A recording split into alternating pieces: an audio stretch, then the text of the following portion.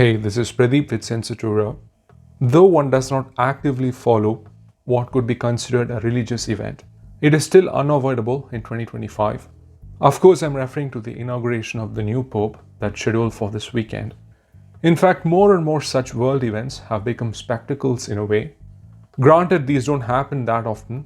Even a couple of my friends who are not into these type of events have planned their spring break in Rome out of curiosity for this event. What I am curious about though is the type of scent worn by different communities around the world. It tells us something about them beyond religion, politics and such. There is an inherent beauty to it. In this case, we have heard of the past popes using fragrant balsam oils, scented waters, incense, even olive oil. There were some who supposedly used Acqua di Santa Maria Novella. And then we have Filippo Sorcinelli, the man who owns an atelier called LAVS, which has actually made sacred vestments for many prolific figures. This also includes two of the past popes. The vestments were scented by a fragrance at his atelier, which would become the first for his perfume brand. And hence it's named after the said atelier, LAVS, launched under the UNUM collection. Of course, I don't think the Pope has this exact same bottle in his cupboard. I mean, imagine waking up and getting ready with those elaborate vestments and spraying this as your scent of the day. It would be a lot cooler if he did, I admit, but it was probably just scented as a linen spray or something before it was delivered. In any case, Filippo Sorcinelli is an Italian brand. He started as a musician playing the church organ, of course then started making sacred vestments for the Italian liturgy. He has lots of other interests like mainstream fashion design, architecture and painting. In fact, he considers his brand to be a contamination of different art forms in a way. Of course, now he is mostly known for his fragrances. This collection, UNUM, deals with spirituality. As such, there are themes of mysticism, healing, salvation and so forth. And to go along with the theme, there are lots of resins, ambers, particularly incense-focused fragrances. I discovered LAVS sometime before 2020 at Nose Paris. I remember seeing this strange, single, matte black bottle sitting in a corner. I must admit, initially it was a bit too much for me, but after testing it, I came around to it and ended up buying a bottle a few months later. I also did a video sampling the other fragrances from the UNUM collection. Anyway, how is the actual wearing experience of LAVS? This to me has a notably aldehydic opening, and by that I mean a significant amount. It seems to be a recurring theme in this collection. Not only that, it seems to be sustained for a long duration into the wearing. In some ways it reminds me of Rien from État Libre d'Orange and Superstitious from Frederic Malle, and by that I mean just in reference to the aldehydic incense component. Other than that, they are not the same. This overdose of aldehydes is one of the elements that differentiates it from the usual liturgical incense signature that has been done over and over again in the last couple of decades. In the opening, it's also astringent, really spicy from the black pepper and coriander. There's also this notable earthy bitterness coming from the clove that seems to last for a long time. It also reminds me of Reliqvia from the same collection. Quite an unrestrained way the scent decided to go about right from the start. It can be rubbery and gasoline-like at times. Also has this big presence, this sort of gravity to it right from the initial stages. Supposedly an extrait de parfum concentration. As it transitions to the resinous core, the frankincense component is surprisingly not overly dominant. In fact, they do not even list incense in the official notes. Instead, what seems to be doing the heavy lifting are the LME and Apoponax. LME resin tends to have this sharp, piney, crystalline, lemony facet that differentiates it from the more subtle incense.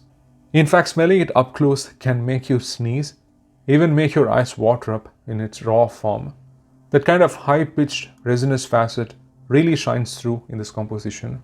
It's usually used in cologne style of fragrances to lift the freshness, like Dior's Eau Sauvage for example.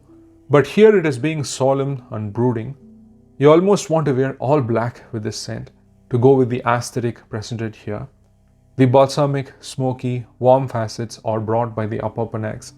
This musky, leathery tonality from Cistus labdanum. Of course, it's ambery as well, with some sweetness thrown in. All coming together, forming this grand, evocative, churchy incense experience, with just enough visceral character to keep things on edge. These first couple of hours are really what I enjoy the most.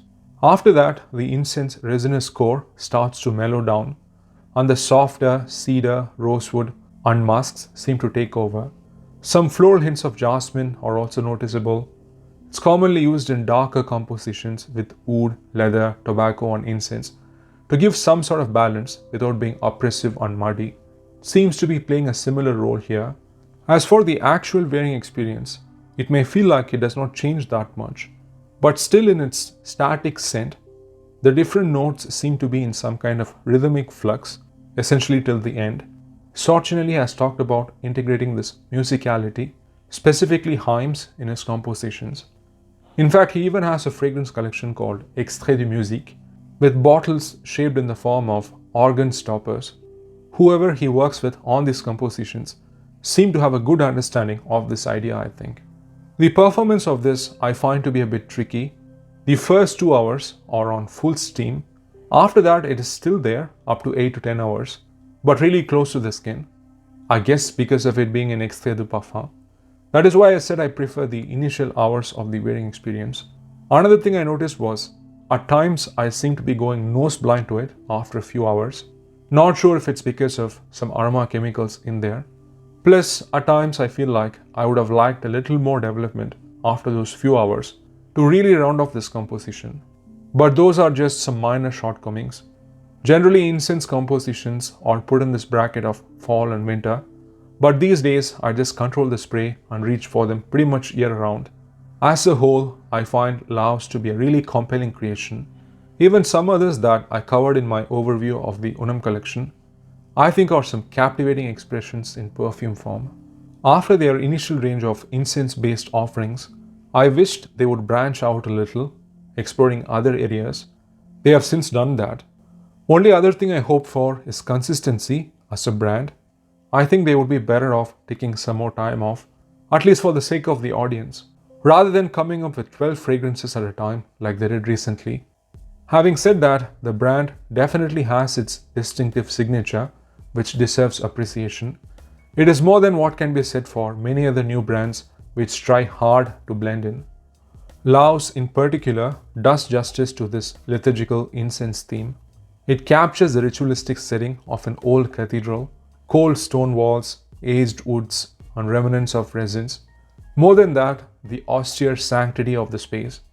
This theme was getting monotonous with brands doing the Bois Avignon style of incense fragrances over and over again.